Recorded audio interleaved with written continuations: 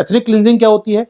Ethnic cleansing होती है जब एक समुदाय या एक निर्जातीय समुदाय की पूरी तरीके से सफाई कर दी जाए, अर्थात उनको उनका कत्लेआम कर दिया जाए अपने मोटिव पूरा करने के लिए। जी हाँ दोस्तों, तो यहाँ पर इनका मानना है ये जातीय संघर्ष होता क्या है, जातीय क्लिनजिंग होती क्या है? एक समूह जो है वो अपना क्षेत्र स्थापित करने के लिए दूसरे समूह पर के सदस्यों को हत्या करता है, उनको मारता है, उनको हटाता है, उन पर अत्याचार करता है। जातीय संघर्ष या जातीय कहते हैं हम लोग एथनिक क्लिनजिंग या जातीय सफाई करना का प्रकार से, यानी कुल मिलाकर एक समुदाय दूसरे समुदाय को मारता है, अत्याचार करता है, प्रताड़ित करता है अपना एरिया स्थापित करने के लिए। फर्स्ट वर्ल्ड वॉर के समय अर्मीनियन लोगों के साथ टर्किश लोगों ने यही किया। टर्की के लोगों ने अर्मीनियन लोगों को कत्लेआम किया, उनका नरसंहार किया, जाति नरसंहार किया, एथनिक क्लिनजिंग की। जर्मनी के हिटलर ने यहूदियों के लिए यही किया, एथनिक क्लिनजिंग की। तो कई एग्जाम्पल मिलते हैं हमको एथनिक क्लिनजिंग के, कई एग्जाम्पल मिलते हैं। बड़ी बड़ी दुनिया का इतिहास निर्जातीयता के सहार के अपने आप में दोस्तों, चाहे वो हॉलोकास्ट हो, सेकेंड वर्ल्ड वॉर का, आर्मीनियन लोगों की कहानी हो, फर्स्ट वर्ल्ड वॉर की, कई लाख लोग होते थे। अफ्रीकी देशों में देखिए, अभी कुछ दिनों पहले हम बात कर रहे थे किस प्रकार दारफुर इलाके में फुर जनजाति के रहने का जो इलाका है वहाँ एथनिक क्लिनजिंग की गई। अफ्रीका में आए दिन सुनते हैं इस जाति गांव को लोग खत्म कर दिया गया। वहाँ पे अभी भी निर्जातीय संघर्ष चल रहे हैं। भारत के आसपास के देशों में आप जाके देखेंगे आज भी कई इलाकों में निर्जातीय संघर्ष हो रहे हैं। तमिलों का संघर्ष पूरा का पूरा निर्जातीय संघर्ष है। मलेशिया में जाइए, म्यांमार में जाइए, आप चाइना में जाके उइघुर समुदाय के खिलाफ जो हो रहा है वो अपना निर्जातीय संघर्ष है, निर्जातीय सफाई करना शॉर्ट ऑफ कह सकते हैं। जी हाँ, मणिपुर की बात करें दोस्तों, तो मणिपुर को संविधान ने एक प्रकार से प्रोटेक्टेड एरिया माना है। एक प्रकार से माना है कि यहाँ पर कई समूह रहते हैं। एक प्रकार से यहाँ पर जो सीटें तैयार की गई, मैतेई जो इलाके में रहते हैं, मैतेई समुदाय घाटी में रहते हैं, 40 सीटें दी गई। कुकी जोमी समुदाय दोस्तों को 10 सीटें दी गई विधानसभा के अंदर, और नागा समुदायों को 10 सीटें दी गई। जी हाँ, टोटल 60 सीटें हैं जिसमें मैतेई लोगों का होल्ड बना कर दिया गया। ठीक है, यहाँ पर इंपॉर्टेंट बात यहाँ पर है कि वहाँ भी क्या है का जातीय एक प्रकार से बंटवारा है। अगर मैतेई घाटी के इलाके में रहते हैं तो पहाड़ों पर कुकी रहते हैं, इधर वाले पहाड़ों पर नागा रहते हैं। तो बटा हुआ इलाका है और कोई किसी के इलाके में नहीं जाता। इवन पॉलिटिशियन भी, सोचिएगा, यहाँ पर राइटर कह रहा है, मैं नहीं जानता कितना सही, लेकिन राइटर का यहाँ पर कहना है कि यहाँ पर जो सरकारी अधिकारी होते हैं, सरकार जो इसको बताया गया, राइटर को बताया गया है कि इसमें सरकारी कर्मचारी भी जो होते हैं कि अगर मैतेई का गांव है, मैतेई का इलाका है, तो वहां कोई कुकी समुदाय का अधिकारी काम करने नहीं आता होगा, या कुकी के जो गांव है वहां पर कोई मैतेई अधिकारी काम करने नहीं जाता होगा। इवन यहाँ पर ये तक कह रहा है राइटर, यहाँ पर ये तक कह रहा है दोस्तों कि सीएम साहब भी, इनका बताया कि मुख्यमंत्री और सीएम भी अपने गृह कार्यालयों से बाहर काम करते हैं। जी हाँ, तो इंपॉर्टेंट बात है, और वो उन क्षेत्रों को दौरा नहीं कर रहे हैं जहां पर दूसरे समुदाय के लोग हैं। मान लो सीएम मैतेई हैं, तो राइटर ये कह रहा है यहाँ पर कि मैतेई अगर सीएम है तो कुकी के जो हिंसाग्रस्त इलाके हैं वहां तक वो नहीं जा पा रहे हैं। सोच सकते हैं आप, सीएम अपने राज्य में दौरा नहीं कर रहे हैं प्रभावित इलाकों का। ये राइटर का आरोप दावा है। मैं कितना सही है मैं कोई क्लेम नहीं करूंगा, चिदम्बरम कह रहे हैं तो मान सकते हैं, इंडियन एक्सप्रेस में कहा गया है, तो कुछ हद तक सच्चाई होगी इसके अंदर। तो उनका मानना है कि उनके आदेश उनके घरों कार्यालयों के पड़ोस से आगे नहीं चलता है। जी हाँ, ये लाइन आप पढ़ेंगे तो आपको फील होगा, एक बात, इतिहास के छात्र होंगे आप में से कई सारे, यह स्पष्ट है कि उनका आदेश, मतलब सीएम का आदेश और उनके जो मंत्री उनका आदेश उनके घर, उनके कार्यालय, उनके पड़ोस से आगे नहीं जाता। आलम से पालम बोलते थे हम इतिहास में, राजा के लिए, बादशाह के लिए, इसकी सल्तनत आलम से पालम तक, यानी उसके किले से लेकर बगल में पालम का इलाका है वहां तक, दिल्ली में पालम का इलाका है, तो उसके किले से लेकर पालम के इलाका, पालम गांव तक, डॉट शॉर्ट ऑफ एक सल्तनत ऐसी भी जिसका बादशाह का हुकूमत कहाँ से, उसके आलम से पालम तक, शॉर्ट ऑफ छोटे से इलाके में, उसके बियॉन्ड चलती नहीं है उसकी हुकूमत। यानी कि कोई नई बात नहीं है। हमने देखा है कि नॉर्थ ईस्ट के कई राज्यों में समस्याएं पहले भी रही हैं।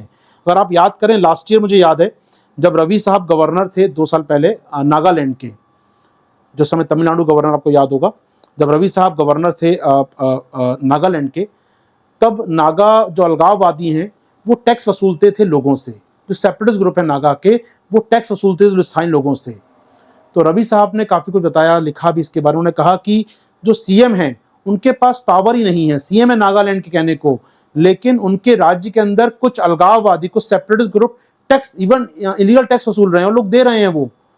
तो क्या मतलब, आपकी बादशाहत, आप सीएम हैं यार, आपका कहना ही चलता राज्य के अंदर, वो टैक्स कोई और वसूल रहा है आपके राज्य के अंदर, इलीगल टैक्स लाके वसूल रहे हैं वो लोग। जी हाँ, ये सच्चाई है अपने आप में, और ये बात यहीं पे कहीं यहाँ भी लिखते हैं राइटर हमारे कि यहाँ पर उनका आदेश इनके घर के बाहर नहीं लगता, क्योंकि वही बात है, मैतेई सीएम है तो कुकी के इलाकों में बात नहीं करेगा, कुकी का कोई अधिकारी है उसके बाद मैतेई में लागू नहीं होगी। जी हाँ, तो कहीं ना कहीं यहाँ पर यानी सीएम की नहीं चल रही, स्टेट गवर्नमेंट फेल, एक प्रकार से स्टेट गवर्नमेंट के अधिकारी फेल हैं, यहाँ पर मंत्री फेल हैं, और कुछ हद तक ये कहना है कोई भी जातीय समूह मणिपुर पुलिस पर भरोसा नहीं कर सकता। अभी आपने देखा 2 महिलाओं के साथ जो कुछ हुआ, वहां पर उन महिलाओं के स्टेटमेंट आए हैं, उन्होंने पुलिस को कहा था बचाने के लिए, पुलिस नहीं आई बचाने के लिए, पुलिस के सामने घटना होती रही, पुलिस नहीं आई बचाने। ये दिखाता है कहीं ना कहीं कि वहां की ब्यूरोक्रेसी में, वहां की पुलिस एडमिनिस्ट्रेशन में किस प्रकार तक ये बातें अंदर तक जा चुकी हैं कि वो मैतेई हैं, वो कुकी हैं, हमें इनकी हिफाजत नहीं करनी है। संवैधानिक मशीनरी फेल हो चुकी है राज्य की, अगर मैं इन शॉर्ट कहूं तो, अगर आपसे यहाँ पर। जी हाँ, इवन सेंट्रल सीआरपीएफ की बात करें यहाँ पर, उसमें भी हाल नियंत्रण में था, लेकिन उस पर अधिकार कम कर दिए गए, उनके अधिकार सीमित कर दिए गए हैं, सेना को सीमित अधिकार दिए गए मणिपुर के मामले में दोस्तों। जी हाँ, तो यहाँ पर कई घटनाएं आ रही हैं, यहाँ पर बता रहे हैं वो कि डर इनको ये है कि एथनिक क्लिनजिंग शुरू हो चुकी है मणिपुर के अंदर।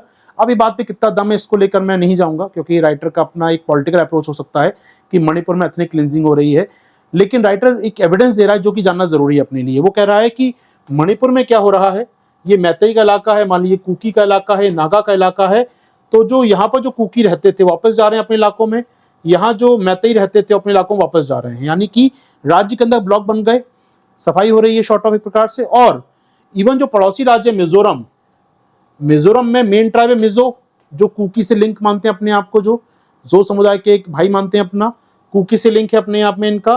तो यहाँ जो मैतेई रहते हैं उनको वापस भेज रहा है, उनके गांव वापस भेज रहे हैं। जी हाँ, मिजोरम के अंदर आया घटनाक्रम, क्या कह रहा है यहाँ पर, एक बार जब जातीय सफाया शुरू हो जाता है तो ये संक्रामक होता है। जी हाँ, पड़ोसी राज्य मिजोरम में रहने वाले मैतेई राज्य छोड़ने की चेतावनी दी गई है, वहां से लगभग 650 मैतेई चले भी गए हैं।